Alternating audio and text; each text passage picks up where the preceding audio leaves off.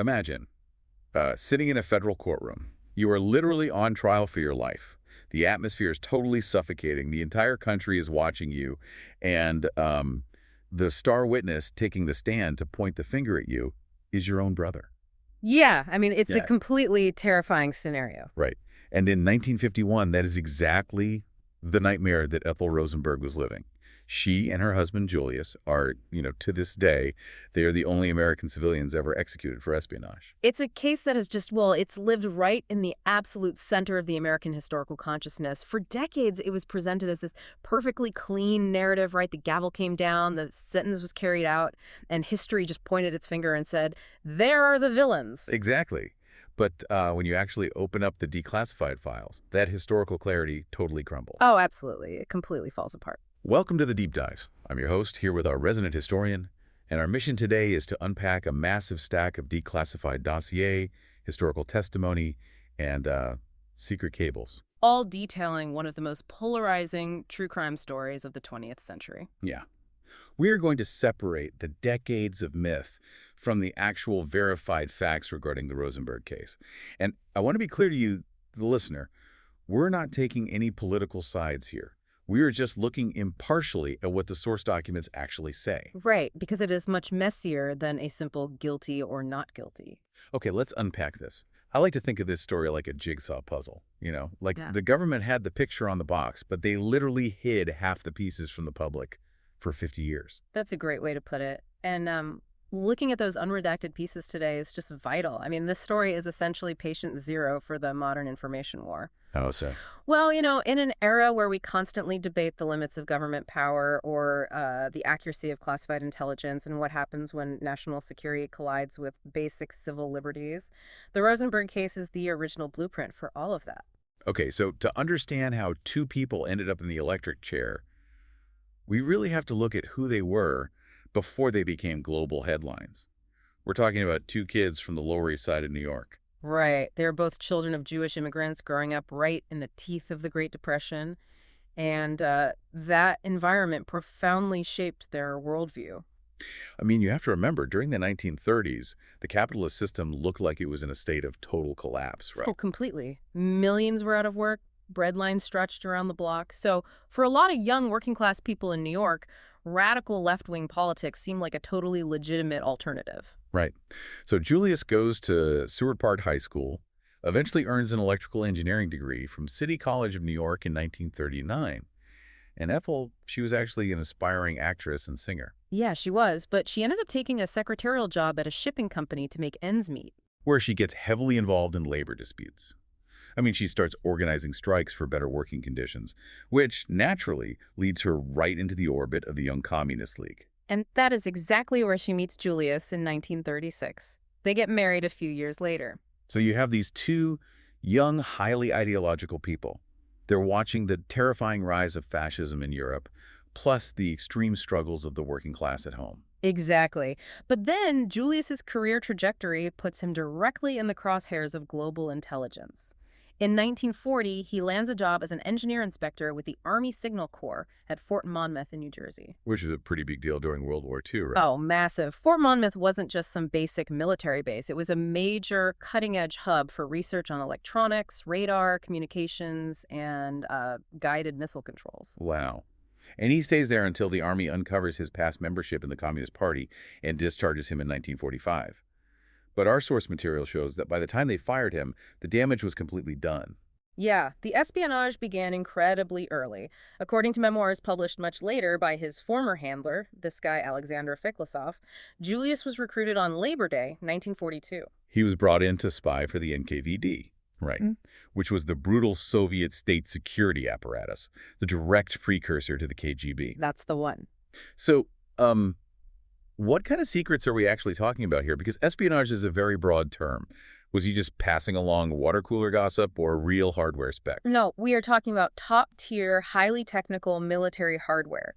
Julius provided thousands of classified reports. For example, he handed over the complete designs for the proximity fuse. Hold on. For those of us who aren't World War II military historians, what makes a proximity fuse so incredibly valuable? So think of it as a smart detonator. Before this, anti-aircraft artillery shells either had to physically hit a plane or they operated on a basic timer. Which means you're essentially just guessing when the shell would explode.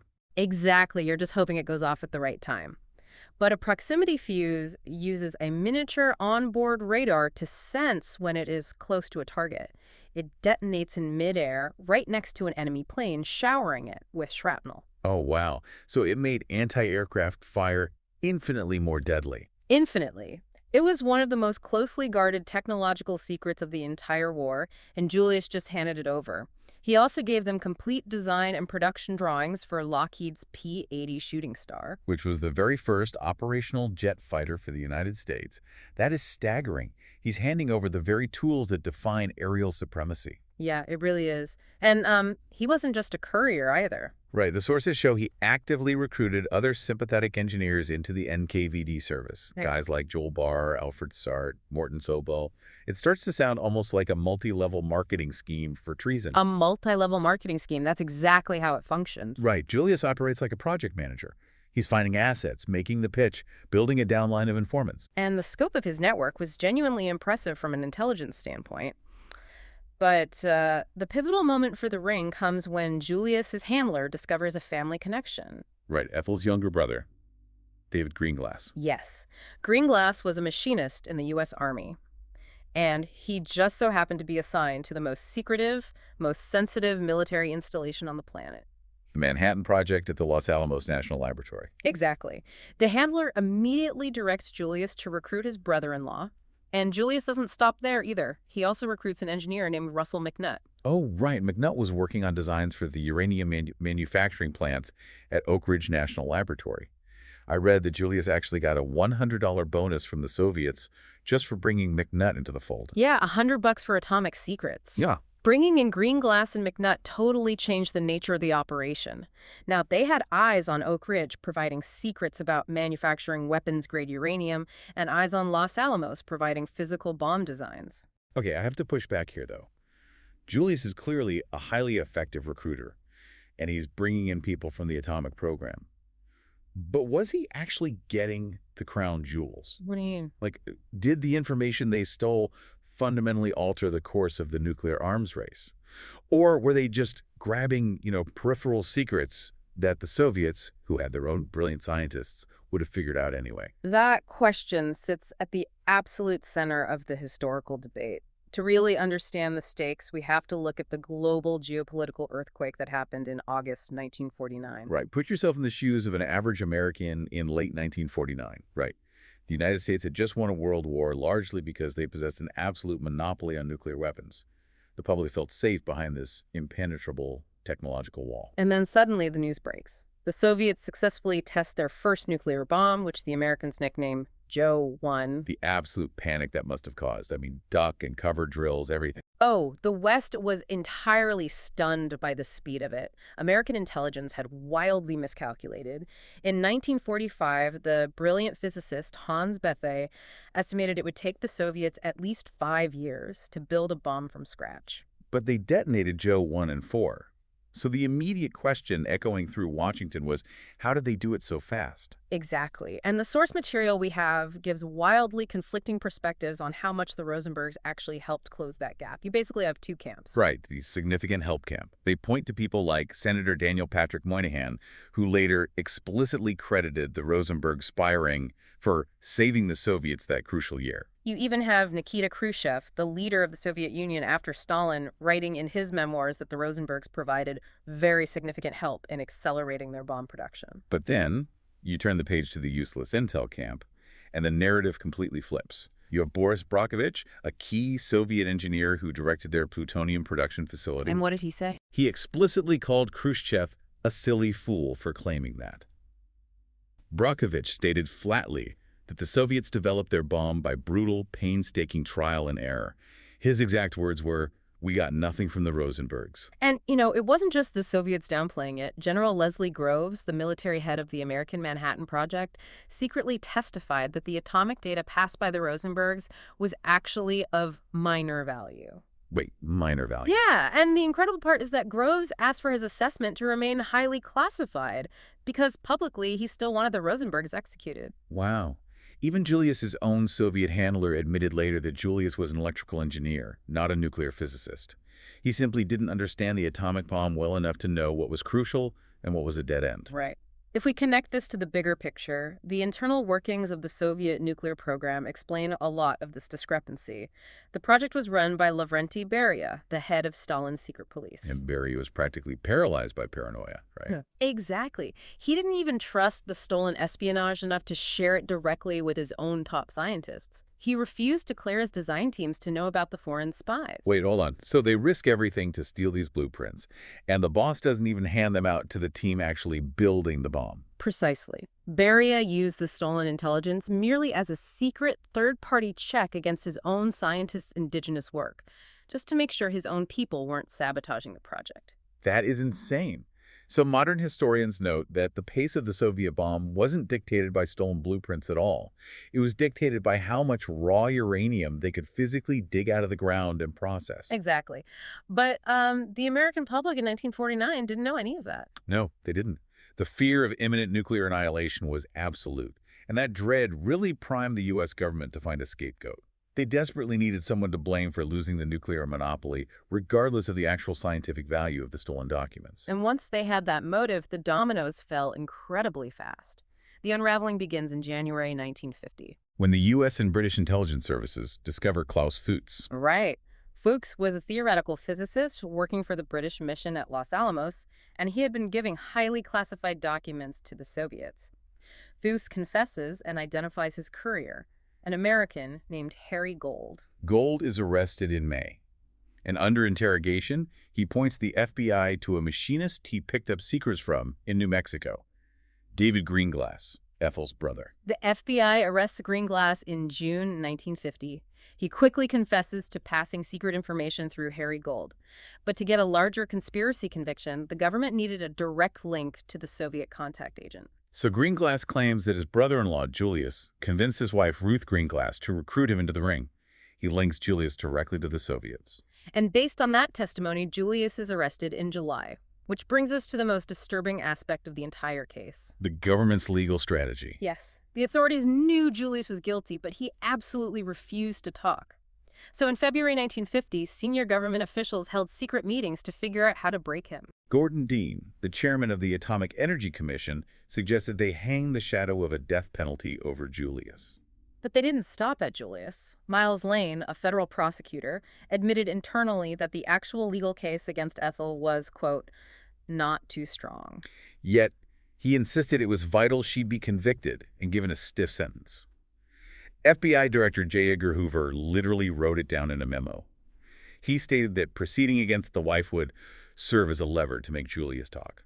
They arrested Ethel in August, right after she testified before grand jury where she asserted her Fifth Amendment right against self-incrimination. They arrested her right on the courthouse steps. They wouldn't even allow her to go home to make arrangements for her 2 young children. It was brutal. Let me make sure I'm hearing this clearly. They basically took a mother of 2, against whom they openly admitted they had a weak case, and planned to threaten her with the electric chair, solely to force her husband to confess and name names. Yes. They were using her life as a bargaining chip. That was the explicit strategy. And the execution of that strategy required a massive, highly suspicious shift in testimony. Right, because 10 days before the trial was set to begin, the case against Ethel was still incredibly flimsy. Originally, David and Ruth Greenglass told investigators that David had handed the atomic data to Julius on a street corner in New York. But then, right before the trial, the prosecution interviews them again. And suddenly, the story changes entirely. The handoff didn't happen on a street corner anymore. Now they claim it happened in the Rosenbergs' living room. And crucially, they, suddenly remember that Ethel set up a bridge table in that living room and personally typed up the handwritten atomic notes. Because of this newly remembered detail that places Ethel as an active participant, all charges against Ruth Greenglass are dropped. It's so convenient. The trial begins in March 1951. Judge Irving Kaufman presides, with Irving Sapol as the lead prosecutor. Notably, a young Roy Cohn, who would later become infamous as Senator Joe McCarthy's chief counsel, was on the prosecution team. I read that Cohn later bragged that he personally lobbied Judge Kaufman outside of court to impose the death penalty. He totally did. During the trial, David Greenglass is the star witness. He claims he gave Julius a cross-section sketch of an implosion-type atom bomb, exactly the type used on Nagasaki. And so Julius and Ethel are convicted under the Espionage Act of 1917. On April 5, Judge Kaufman sentences them both to death. Kaufman's sentencing statement is just staggering to read today. He didn't just blame them for espionage. He explicitly blamed them for the casualties of the Korean War, which was raging at that exact moment. He stated that their conduct put the A-bomb in the hands of the Russians years early, which emboldened communist aggression in Korea, resulting in over 50,000 American casualties. It was a deeply political, highly emotional sentencing. By tying their actions to an ongoing bloody conflict, the judge provided the ultimate justification for the ultimate punishment. But here's where it gets really interesting and really dark. The U.S. government formally offered to spare both of their lives if Julius provided the names of other spies and they admitted their guilt. They gave them an out. They did. But the Rosenbergs released a public statement refusing to be coerced into bearing false witness.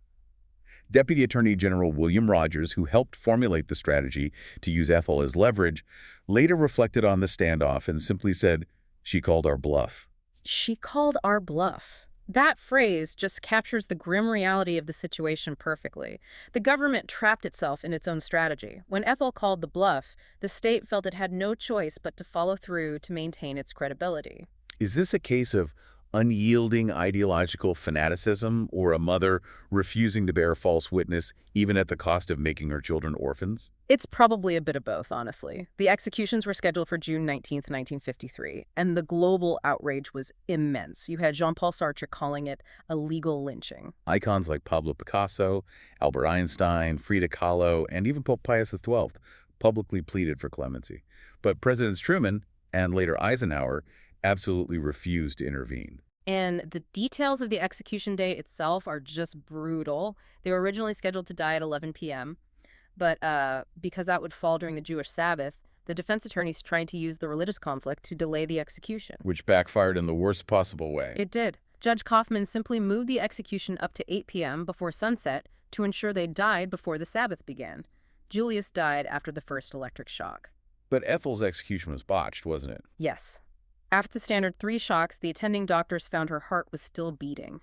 They had to strap her back in and apply 2 more shocks. Eyewitnesses even reported smoke rising from her head in the chamber. My God.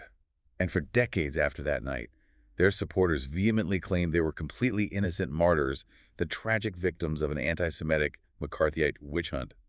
The debate raged endlessly. But then we reach the 1990s and 2000s, and the government finally opens its classified vaults. The puzzle pieces spill out onto the table, and the landscape changes permanently. In 1995, the U.S. government declassifies the Venona Project decryptions. Now, to understand the Venona Project, we have to look at how the cryptographers actually pulled this off. The Soviets were using something called one-time pads to encrypt their diplomatic cables. Right, and if used correctly, a one-time pad is mathematically unbreakable because the encryption key is totally random and only used once. But the immense pressure and chaos of World War II caused a logistical breakdown in Moscow. They made a fatal cryptographic error. They started reusing pages from the pads. Exactly. American code breakers spotted the reuse patterns and began systematically breaking the unbreakable codes. And what those decrypted Venona cables proved definitively is that Julius Rosenberg was a highly active, highly productive spy. He had actual code names, first Antenna and then Liberal. The cables detailed his network, his recruits, the hardware he passed along. But the Venona cables also revealed something just as crucial. Ethel Rosenberg did not have a code name. She didn't. No. And later, in 2009, historians gained access to the Vasiliev notebooks, which were notes smuggled out of the KGB archives. They confirmed Julius was a prized agent, but the KGB notes described Ethel very differently. What did they say? They noted she knew about her husband's work and knew his contacts, but explicitly stated, quote, she could be used independently, but she should not be overworked. Poor health. And a declassified memo released just recently in 2024 by an NSA codebreaker confirmed this assessment perfectly. The memo stated Ethel knew of the espionage, but Due to ill health, she did not engage in the work herself. She wasn't the active, typing co-conspirator the government claims she was, which leads us to the ultimate devastating betrayals. In 2001, an elderly David Greenglass Ethel's own brother officially recanted his trial testimony in a recorded interview. He admitted that he completely lied about his sister setting up that bridge table and typing the notes. He confessed that his wife, Ruth, likely did the typing. Wait, let me make sure we absorb the gravity of this. He essentially handed his own sister over to the executioner just to keep his wife out of prison. That is exactly what happened. And the government literally allowed him to trade his sister's life for his wife's. Yes. Greenglass stated that the prosecution actively encouraged him to construct that narrative, and he went along with it to protect his own family. His exact chilling words were, "I would not sacrifice my wife and my children for my sister." Wow. And it wasn't just Greenglass. In 2008, Morton Sobel, the co-conspirator who had maintained his innocence for over 50 years, finally admitted in an interview that he and Julius were indeed Soviet spies. But Sobel also stated clearly that he believed Ethel only knew about the deeds and took no active part in them whatsoever. Through all of these shocking revelations, you have the poignant crusade of the Rosenberg children. Michael and Robert were orphaned by the execution and eventually adopted by the Meerpool family. And they spent their entire lives fighting tirelessly to prove their parents' complete innocence. But when Sobel confessed in 2008, the brothers had to face a crushing reality. Today, they accept that their father was a spy, even if the atomic secrets he passed weren't the key to the bomb. Right, but they are still actively petitioning the U.S. government to formally exonerate their mother, Ethel. They argue her conviction was a wrongful execution, built entirely on suborned perjury and flimsy evidence designed to create leverage. So if we synthesize all this declassified material, the profound tragedy of the case really snaps into focus. It does. Julius Rosenberg was undoubtedly guilty of conspiracy to commit espionage. But the government weaponized the justice system against his wife. They utilized known perjury from her own brother to secure a death sentence, purely to create a negotiating lever. And when she bravely, or perhaps stubbornly, refused to break, they executed a woman whose primary crime, according to the Soviets' own secret files, was simply knowing what her husband was doing and refusing to condemn him. So what does this all mean for you, the listener, today? The Rosenberg case is a stark reminder that history rarely offers a clean binary of pure heroes and evil villains. It shows us how a climate of absolute existential fear can compromise the very ideals a nation claims to protect. The intense desire for swift, decisive justice, especially in times of national panic, often crushes the truth. It forces us to look critically at the mechanisms of state secrecy. The government allowed a woman to be electrocuted based on testimony they almost certainly knew was false, all while holding the actual proof of who did what locked away in a classified vault. Right, because they didn't want to show their hand. Exactly. Which brings me to a final thought I want to leave you with. During the 1951 trial, the U.S. government already possessed the Venona decrypts. Those secret cables proved Julius's guilt beyond a shadow of a doubt, but they also strongly hinted at Ethel's mere peripheral involvement. But the government kept Venona entirely secret from the judge, the jury, and the public because they didn't want the Soviets to know they had broken their codes. If the government had revealed its own secrets, they could have proven Julius was a spy without ever relying on David Greenglass's perjury. And doing so almost certainly would have saved Ethel's life. They chose to protect their code-breaking program over a citizen's life. It makes you wonder, what classified intelligence is sitting in a vault right now, completely hidden from the public, silently dictating the legal battles and the historical narratives of our current era?